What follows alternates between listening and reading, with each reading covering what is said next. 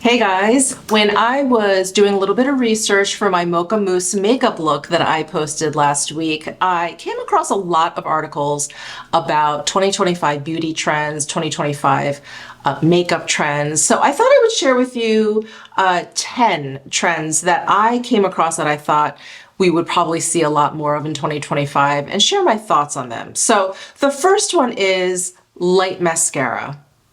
I'm thrilled. I couldn't be more thrilled with this possible trend that is coming in 2025 and beyond. So I think this started in 2024. I think a lot of Gen Zers out there, Gen Alpha out there have expressed that they think eye makeup, heavy eyeshadow, heavy mascara is cringy and old looking. So while I don't think I'll ever give up eyeshadow, I have never been a mascara wearer. And if you've been following me from the very beginning, you know that I started wearing mascara when I started YouTube. So that's about 8 years ago. I was never a big makeup wearer to begin with, and I have very stumpy, short, barely there, straight lashes that grow downwards. I mean, they're not mascara ready.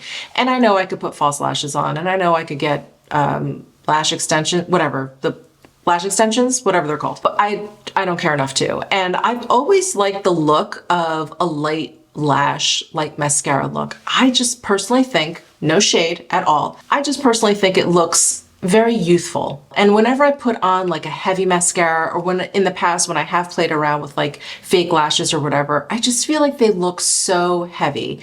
And it looks great on some people. It's probably because I have smaller eyes, I have a really big face, and to have just really heavy lashes just right here, they don't suit me. So anyway, I personally am really excited about this sort of light mascara, light eye makeup trend apparently that we're going to be seeing. So I don't think mascara is going anywhere, but I do think what's going to happen is we are going to start to see more like brown mascara, Mocha Mousse colored mascara, mascaras that give the illusion of naturally kind of full curled lashes without the really heavy black mascara look.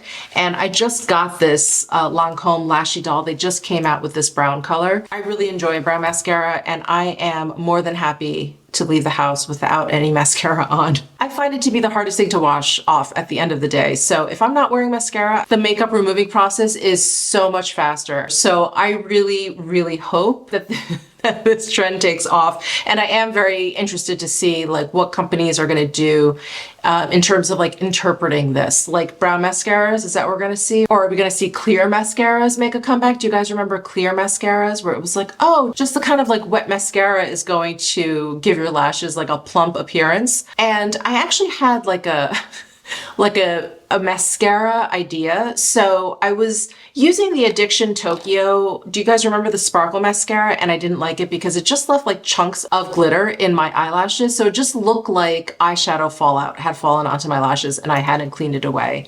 But a friend of mine was showing me her chrome nails the other day, and I thought, wouldn't that finish be so great on eyelashes? It wouldn't necessarily be a color, but you would have this sort of shiny finish to your lashes. So it'd still be kind of like light looking, but it would give it like this ethereal kind of look. Yeah, so I wonder if this whole trend is going to lead to like more interesting mascaras. Anyway, I'm into this trend and I'm interested to see what happens. All right, the next trend that I saw is this metallic, icy, sparkly, sort of ethereal eye look, which I think the No or Light Mascara kind of feeds into as well. And I'm actually wearing like a sparkle eyeshadow today. I really like this trend. I really like the one and done kind of sparkly shadow. I don't like sparkles in any of my other makeup. I don't like it on my lips. I don't like it on my cheeks. I'm just not a fan of it. But on my eyes, I'm a big fan. So I like the combination of all of this, like a metallic, shiny pastel eye, I think is really interesting. We saw Chanel with their spring summer eyeshadow singles with the lilac and the green and the peach and the really kind of frosty mauve color. I think those eyeshadow colors are what we're gonna see at least through spring, summer for sure. Come fall, winter, probably not. They're not really kind of like fall, winter friendly. But I think for the next 6 months, we're gonna see a lot of satiny, metallic, sparkly pastel eyeshadows. Am I gonna wear those every day? Probably not, but I do like them and I can appreciate the look that people create using those shadows. Okay, this trend I saw last year, 2024. I saw it kind of like peek out from under the ground. But I don't really think it took off. And yet I'm seeing it again, kind of rearing its ugly head for 2025. And that is the thin manicured eyebrow. I have absolutely no problem with the thin eyebrow. It's a look. I think if that is your look, awesome. But I don't think it should be a trend. I don't think it's something that you should just do thinking, I'm just going to do this for a couple months, because your eyebrows will not grow back. They will not grow back the same. They will take it from me. I did it. I did it in the early 90s. I plucked my eyebrows to high heaven. They didn't even look great then. I don't even know what I was doing, but it was on trend and I just kept plucking and they got thinner and thinner and thinner with each week. And growing them back out, it probably took me like 10, 15 years to get them to where they are now. And I still feel like I have like weird little bald spots. I have weird little patches, hairs that I plucked that just never ever will grow back, and it's so sad. So while I like this look on some people, while I think it's a great look, I don't think that this should be a trend, and I don't think you should jump on this trend just because you want to try something different. I think you'll probably regret it. I do like the manicured brows. I did start seeing more of that last year. We'll probably see more of that this year, where the bushy eyebrow is just a little bit under control. Like we're not like totally combing up our brows fully. We're kind of keeping it a little bit neater up at the top. That I can appreciate, but let's leave them natural looking. Let's leave them kind of fuller. So another look that I think is going to be really, really popular in 2025 is this whole siren, bombshell, like old Hollywood glamour kind of look, sort of like the Charlotte Tilbury look. And I think Sabrina Carpenter has nailed it. I think the comeback of the Victoria's Secret runway show is sort of a harbinger of this look. And I mean, it's, you know, it's very, very sexy. And another trend kind of related to this is big, voluminous hair. I think we're going to see a comeback of that. But the big kind of swoop with the big curls. So we're probably going to start to see like really big, like back in the day when this trend was big, I don't know, maybe 10 years ago, the big like Velcro rollers. I think we're going to start to see a lot of like big hot rollers come back. The big swoop is going to come back. I don't know if I'm going to personally lean into this, but I do think it's very, very beautiful. And I think this look is basically like a toned down version of the mob wife. You know, the mob wife is like, I think, an amped up version of this bombshell siren kind of look. And so I think, you know, the mob wife aesthetic was really, really big last year. I think people just loved like leaning into it. It was a lot of fun. And I think this is probably the more like serious sister to that, a little bit more toned down, the older sister to the mob wife look. So I think we're going to see a lot of that kind of like va-va-voom look. And in relation to that, I think we're going to see like a decline in the whole maximalist nail thing, which kind of breaks my heart. But I do think that that is more of like a mob wife thing. And I think this more like bombshell siren look, I think we're still going to see like length to nails, but I think it's going to be more like, you know, dark reds, just like really sexy looks. But I think like the really over the top, extravagant, ostentatious nails, I think we're going to see like a slowdown of that. Again, as much as that breaks my heart, because even though that's not my aesthetic, I love like maxi nails. When it pops up on my Instagram feed, I'm like zooming in. I love seeing all the like pearls and the rhinestones and the different artwork and like things hanging off of nails, and the longer the better.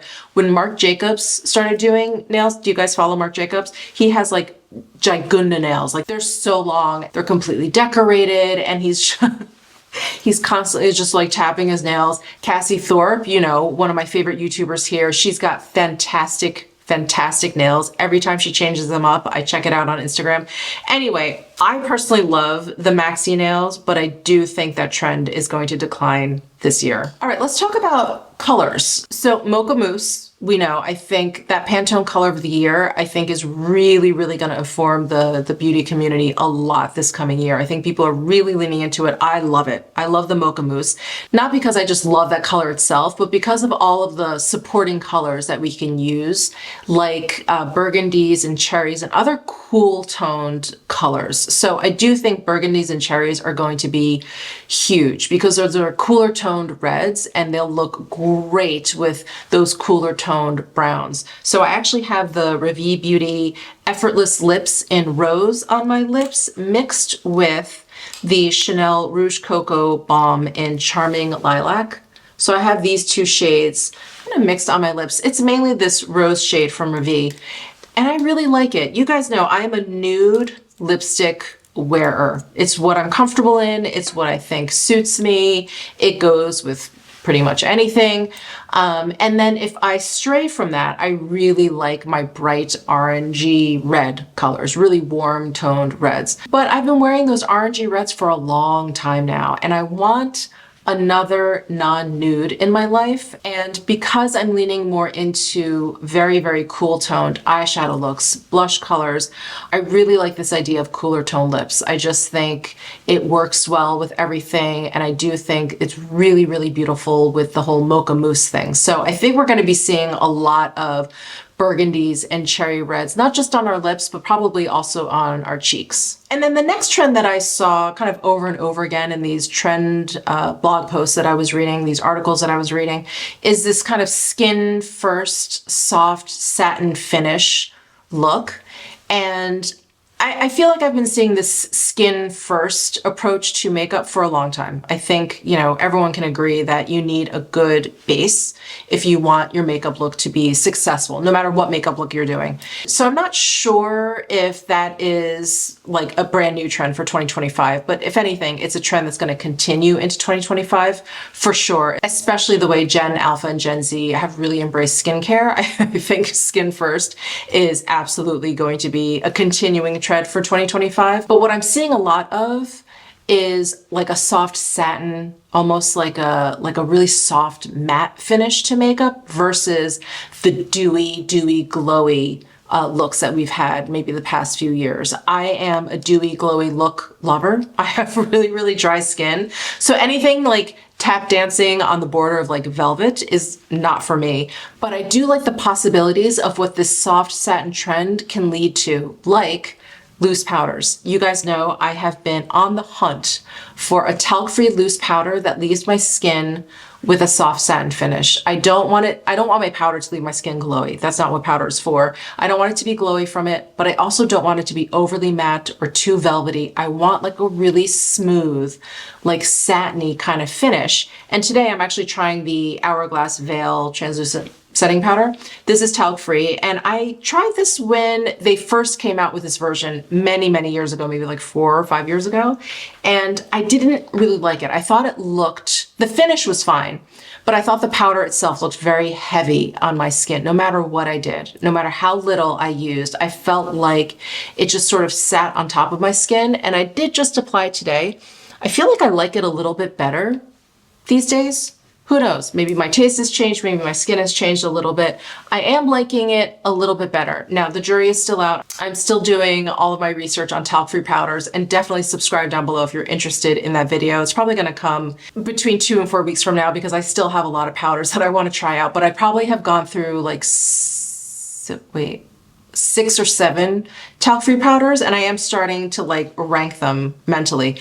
Anyway, not to get off topic too much, I am interested to see what makeup companies will do with this sort of soft satin trend. I hope to see more soft satin loose powders. I really hope to see more soft satin blushes.